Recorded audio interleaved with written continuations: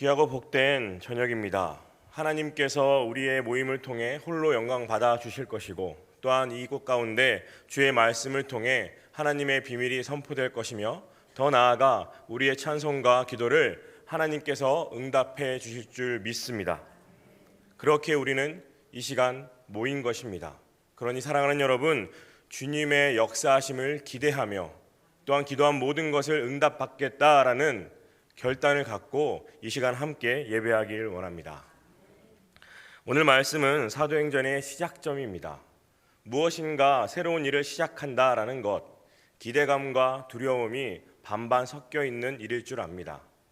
특별히 우리가 무슨 일을 시작할 때에도 기대감과 두려움은 항상 섞여 있기 마련인데, 오늘 말씀을 보시게 되면 사도들의 그 상황은 그렇게 기대감보다는 두려움이 더 컸던 것처럼 보이기도 합니다. 예수님께서 부활하신 이후에 승천하시기 전까지의 내용을 오늘 본문 말씀은 우리에게 전달해 주고 있습니다. 곧 사도행전의 시작을 우리에게 알려주고 있다라고 할 수 있는 것입니다. 교회가 어떻게 형성되어 가는지에 대해서 이 말씀은 우리에게 다시 한번 용기와 힘을 주시는 줄 믿습니다. 특별히 오늘 본문 말씀 1절과 2절의 말씀을 다 같이 다시 한번 읽어보도록 하겠습니다. 시작. 데오빌로여, 내가 먼저 쓴 글에는 물은 예수께서 행하시며 가르치시기를 시작하심부터 그가 택하신 사도들에게 성령으로 명하시고 승천하신 날까지의 일을 기록하였노라. 내가 먼저 쓴 글이라는 표현에 주목할 수 있기를 바랍니다. 사도행전의 저자는 누가입니다. 특별히 데오빌로라는 사람이 등장하는 것은 누가복음에도 등장하고 있기 때문에 이 내가 먼저 쓴 글이라는 표현은 누가복음을 가리키고 있다라고 할 수 있는 겁니다. 그렇기에 역사적인 사실을 인증하는 것이며, 동시에 이 내용을 통해 누가복음과 사도행전이 다른 내용이 아니라 이어지고 연결되어진다라는 것을 우리는 기억해야 할 줄 믿습니다. 하나님의 역사와 예수 그리스도의 사역은 예수님께서 죽으심으로 끝난 것이 아니라 계속해서 이어져 나아가야 한다라는 것을 이 말씀을 통해 우리는 다시 한번 확인할 수 있게 되는 겁니다. 그 당시의 모든 정황과 여건들은 예수님께서 죽으신 이후에 모든 일이 멈췄다라고 생각할 수밖에 없는 상황이었습니다. 하지만 이 사도행전을 기록한 누가는 예수 그리스도의 부활을 보았고, 또한 부활하신 그 예수님을 만남으로 다시 한번 예수 그리스도의 사역이 이어질 수 있음을 기대하며 이 말씀을 기록했던 것입니다.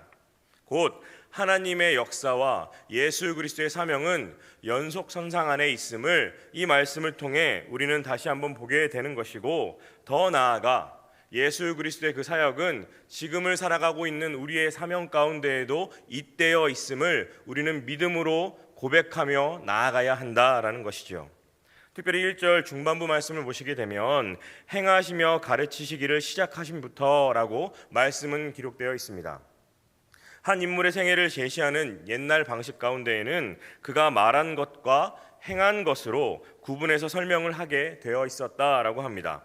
그래서 간단히 요약한 것처럼 보이는 이 표현, 행하시며 가르치신다라는 이 표현이 엄밀히 말해 간략하기보다는 한 인물의 일대기를 정확하게 표현해주고 있다라고 할 수 있는 겁니다. 그렇다면 주님께서 먼저 행하신 일들은 무엇이었을까요? 우리가 익히 아는 것처럼 예수님께서는 공생의 기간 가운데 많은 이적과 많은 기적을 행하셨습니다. 그 가운데에는 유대인이 가지 못하는 지역이었던 사마리아 지역까지 찾아가셔서 한 여인을 구원하였고 그 지방의 변화를 일구어내셨습니다. 또한 아무도 거들떠 보지도 않았던 맹인을 고치셨고 38년 된 병자를 주님께서 고쳐주셨습니다. 이것이 하나님께서 예수 그리스도를 통해 행하신 일이었습니다. 또한 가르치신 일들은 무엇이었을까요? 유대인들이 오해한 하나님 나라에 대해서 정확하게 예수님은 말씀을 통해 전달해 주셨습니다.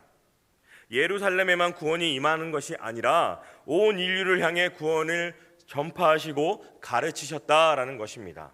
곧 모든 사람들이 오해하였던 복음에 대한 축소된 왜곡된 정보를 예수 그리스도께서는 올바른 정보로 가르치셨다라는 것이죠.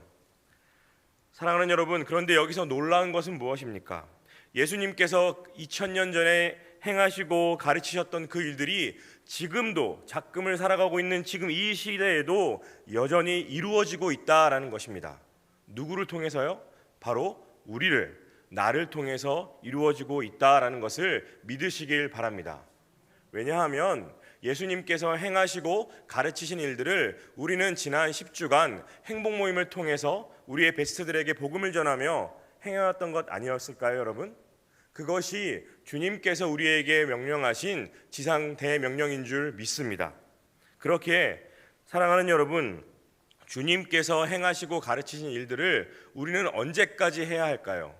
그것은 사도행전에 나와 있는 모든 사도들이 예수 그리스도께서 재림하실 때까지 기다리는 그 기간까지처럼 우리 또한 예수 그리스도께서 재림하실 그때까지 계속해서 반복하여 주님의 말씀을 행하고 주님의 말씀을 가르치며 나아가야 한다라는 것입니다.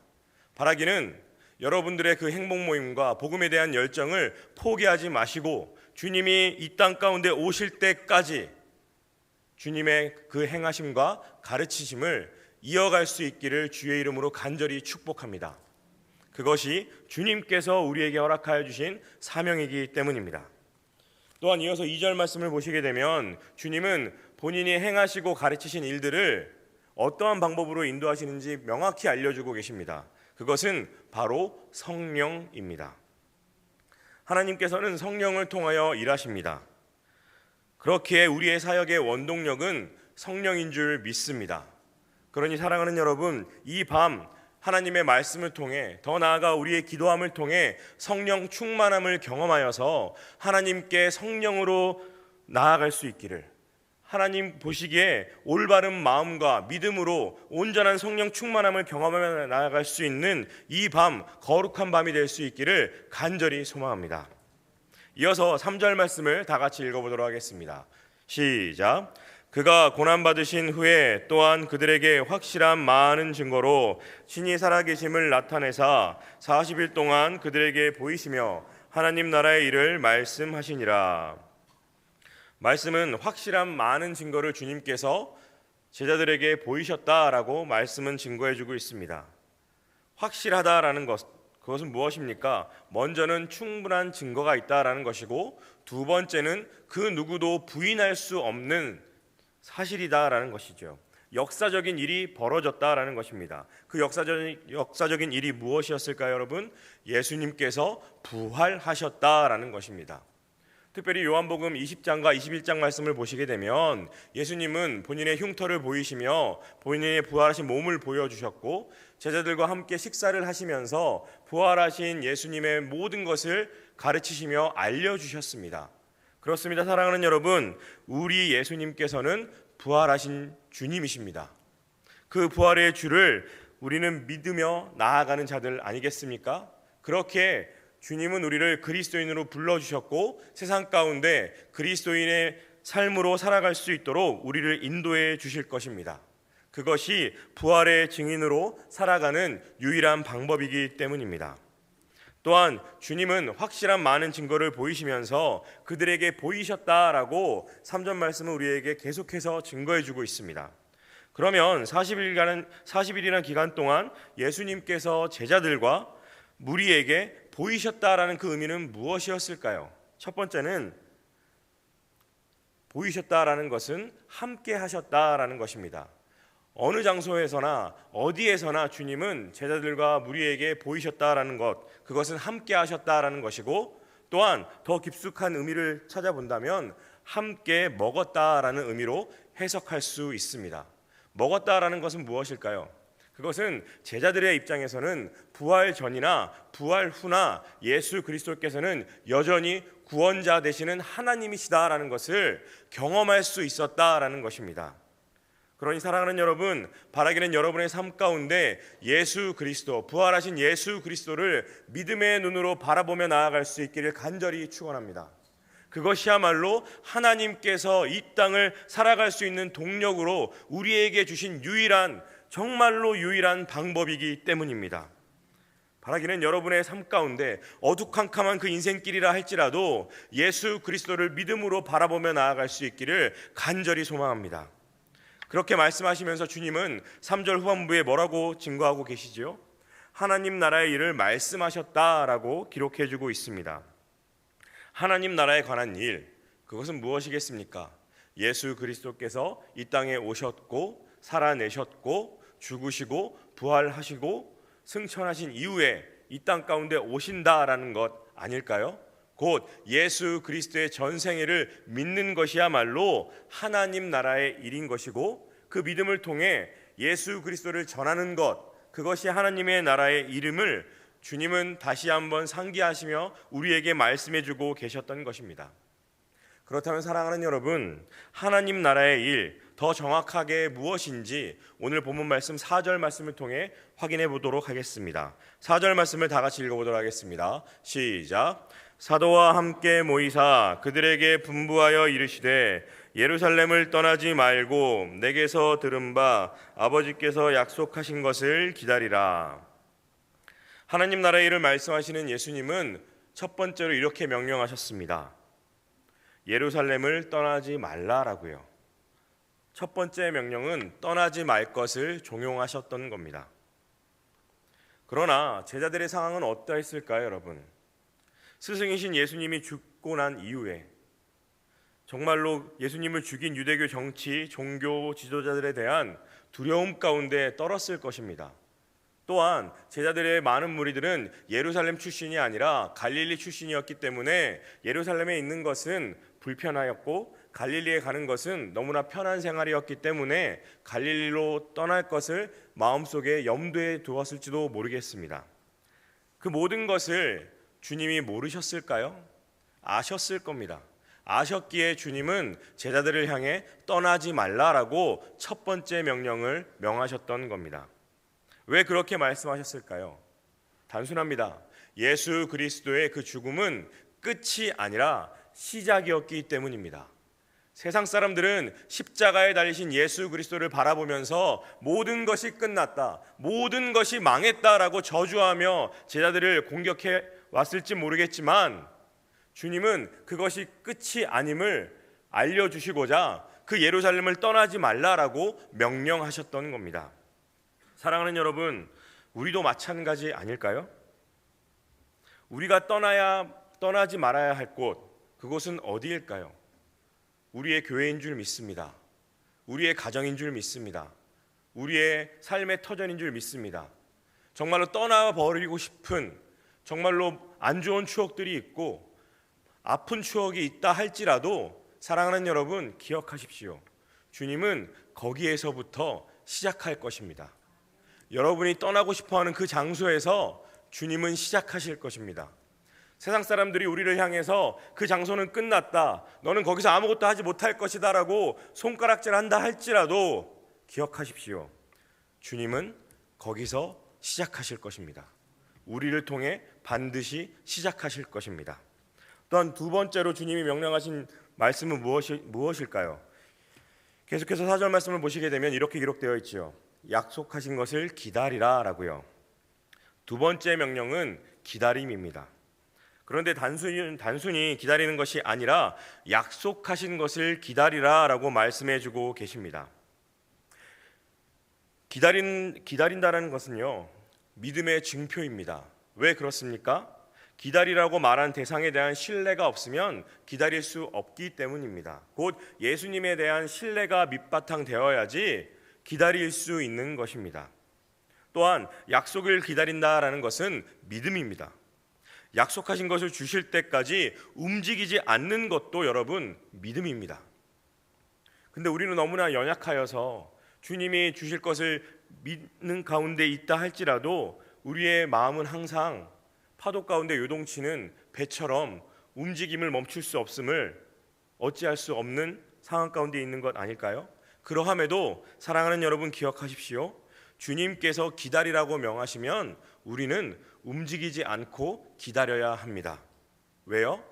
기다리라고 말씀하신 분이 예수 그리스도이시기 때문입니다. 그런데 사랑하는 여러분, 여기서 움직이지 않는다라는 것은 단순히 멈춰 있다라는 의미가 아닙니다. 무엇일까요? 그러면 기도함으로 움직이지 않는 것입니다.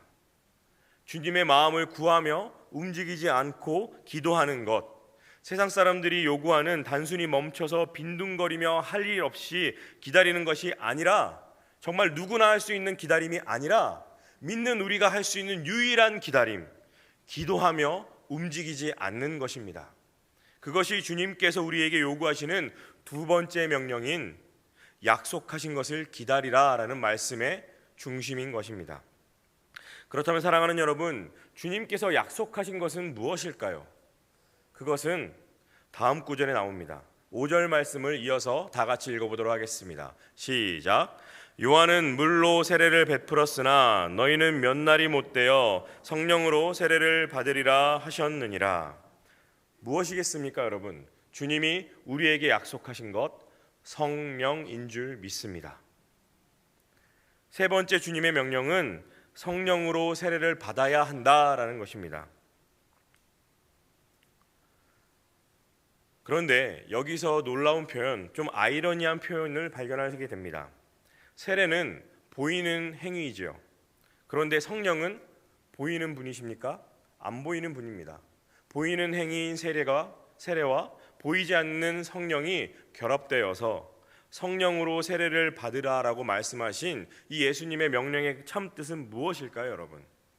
먼저 세례의 뜻을 살펴보자면 세례는 몸을 담그다라는 의미, 더 나아가 동시에 씻는다는 뜻을 갖고 있습니다. 지난날의 잘못과 죄악됨을 물에 담금으로써 깨끗해지는 상징적인 행위이죠. 그렇게 성령으로 세례를 받는다라는 의미는 물 세례를 받을 때 물속에 몸이 흠뻑 잠기는 것처럼 성령의 세력에 완전히 사로잡힌 성령의 충만한 상태를 의미하는 것인 줄 믿습니다. 그것이 주님이 제자들에게, 더 나아가 지금 우리에게 명령하시는 성령으로 세례를 받으라라고 말씀하시는 그 말씀의 골자인 것이죠. 바라기는 여러분의 삶 가운데 성령의 세력에 완전히 사로잡히셔서 성령의 충만함을 매일의 삶 가운데 경험하며 나아갈 수 있기를 간절히 소망합니다. 그것이야말로 주님께서 우리에게 말씀하신 성령의 세례이기 때문입니다. 그런데 더욱더 놀라운 것은요, 여러분, 주님이 이렇게 확실한 말씀으로 세 가지 명령, 떠나지 말라, 기다리라, 또한 성령으로 세례를 받으라라고 말씀하셨음에도 불구하고 제자들은 여전히 그 자리에 제자리 걸음하며 있었다라는 사실입니다. 그것이 6절 말씀에 나타나게 되는데 이어서 6절 말씀을 다 같이 읽어보도록 하겠습니다. 시작.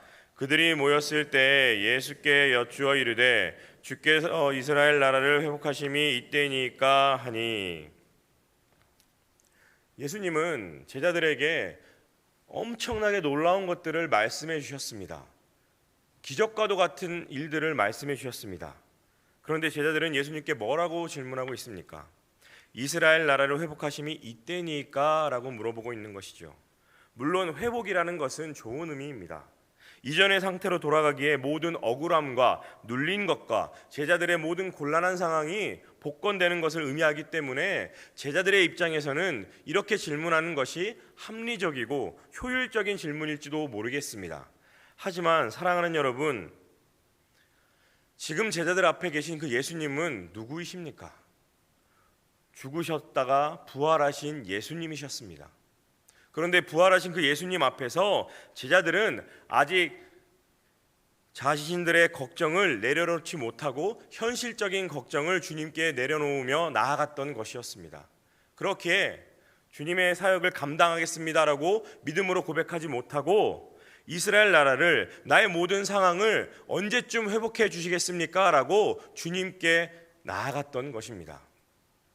사랑하는 여러분, 우리도 어찌 보면 이 제자들과 같이 지금 이 순간 아니면 매 순간마다, 어려운 순간마다 주님께 질문하고 계신 것은 아닐까요? 내 앞에 부활하신 예수님이 계신데 여전히 제자들처럼 현실의 문제에 안주하여서 주님, 나의 모든 상황 언제쯤 해결해 주시겠습니까? 주님, 나의 모든 아픔 언제쯤 싸매 주실 싸매 주시겠습니까? 라고 하면서 나아가고 계신 건 아닐까요, 여러분? 그렇다면 사랑하는 여러분, 이 말씀을 기억하십시오. 부활하신 주님이 우리 앞에 계십니다. 그 부활하신 주님은 우리의 모든 상황 문제 모르시는 분이 아니라 다 해결해 주실 수 있는 분인 줄 믿습니다. 그렇게 주님은 우리에게 더 큰 것을 주시고자 하시는 것 아니겠습니까, 여러분? 그렇게 주님은 진실된 마음으로 답답한 심정을 갖고 제자들에게 이렇게 말씀하십니다. 7절 말씀을 이어서 읽어보도록 하겠습니다. 시작. 이르시되 때와 시기는 아버지께서 자기의 권한에 두셨으니 너희가 알 바 아니요. 주님은 제자들에게 정확히 말씀하고 계십니다. 너희가 알 바 아니다 라고요. 무엇을요? 때와 시기는 너희가 알 바 아니다 라고 말씀하고 계십니다. 물론 세상 가운데 인류에게 있어서 때와 시기는 무척이나 중요한 요소입니다. 왜냐하면 인간은 시간이란 굴레에 매여 있는 존재이기 때문입니다. 그래서 때와 시기가 인간사에서는 무척이나 중요하죠. 하지만 주님은 그 모든 것을 알고 있기에 제자들에게 또한 지금 이 시간 우리에게 말씀하고 계신 것입니다. 때와 시기는 아버지께서 자기의 권한에 두셨으니 너희는 상관하지 말라라고 말씀하고 계신 겁니다. 우리의 소관이 아니다라는 것이죠. 그것은 무엇을 의미하는 것일까요, 여러분? 곧 너희가 걱정하고 있는 모든 것은 걱정거리가 아니다라고 말씀하고 계신 것입니다. 곧 주님은 제자들의 걱정거리를, 우리의 걱정거리를 해소해 주셨다라는 말씀인 것이죠. 그렇다면 사랑하는 여러분, 주님께서 말씀하시는 중요한 것은 무엇일까요? 때와 시기가 중요하지 않다면 우리에게 정말 중요한 것은 무엇일까요? 그것은 때와 시기가 있다는 것을 알아야 한다라는 것입니다. 때와 시기를 알아야 한다라는 것은 그것이 반드시 있음을 믿음으로 그 시기를, 그 때를 믿음으로 준비해야 한다라는 것이죠. 주님은 그것을 우리에게 알려주시고자 때와 시기는 아버지의 권한에 있으니 너희의 소관이 아니다라고 말씀하고 계신 줄 믿습니다. 사랑하는 여러분, 주님은 우리의 모든 것을 알고 있기에 이렇게 말씀하고 계신 것입니다. 더 나아가 주님은 제자들을 향해 또한 우리를 향해 강력하게 이렇게 전달해주고 계시는데 오늘 본문 말씀의 마지막 절인 8절 말씀을 다 함께 읽도록 하겠습니다. 시작. 오직 성령이 너희에게 임하시면 너희가 권능을 받고 예루살렘과 온 유대와 사마리아와 땅끝까지 이르러 내 증인이 되리라 하시니라. 아멘. 한 번 더 읽어볼까요, 여러분? 시작. 오직 성령이 너희에게 임하시면 너희가 권능을 받고 예루살렘과 온 유대와 사마리아와 땅끝까지 이르러 내 증인이 되리라 하시니라. 아멘. 아멘입니다, 여러분. 왜 그렇습니까? 주님이 우리에게 하고 계시는 말씀이기 때문입니다. 성령이 우리에게 임하시면요, 여러분, 우리는 권능을 받게 됩니다. 권능은 무엇입니까? 위로부터 아래로 임하게 되는 하나님의 능력입니다. 그 하나님의 능력은 병을 고치고 귀신을 제어하며 하나님 나라의 확장을 위해 반드시 필요한 주님의 권능인 줄 믿습니다. 그것을 주님은 우리에게 허락해 주시겠다라고 지금 이 시간, 이 순간 우리에게 말씀해주고 계신 줄 믿습니다. 그렇게 우리가 권능을 잊게 되면 어떠한 일이 벌어지게 됩니까, 여러분? 말씀을 계속해서 보시길 바랍니다. 예루살렘과 온 유대와 사마리아와 땅끝까지 이르러 내 증인이 되리라 라고 말씀하고 계십니다.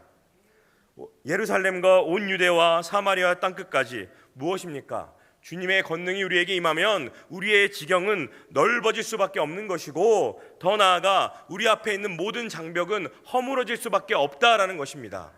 그 당시 모든 유대인들은 유대 밖으로 더 나아가 사마리아 땅으로 갈 수 없었습니다. 하지만 권능이 임함으로 주님은 유대 땅뿐만 아니라 사마리아와 땅끝까지 나아갈 수 있다라고 말씀하고 계심을 우리는 지금 바라보고 있는 것 아닐까요, 여러분? 여러분의 장벽, 여러분을 막고 있는 그 모든 벽은 무엇입니까? 걱정하지 마십시오, 여러분. 주님이 지금 이 시간 말씀하고 계십니다. 오직 성령이 너에게 임하시면 너희가 권능을 받고 예루살렘과 온 유대와 사마리아와 땅끝까지 이르러 내 증인이 되리라 라고 주님이 지금 이 시간 말씀하고 계신 줄 믿습니다.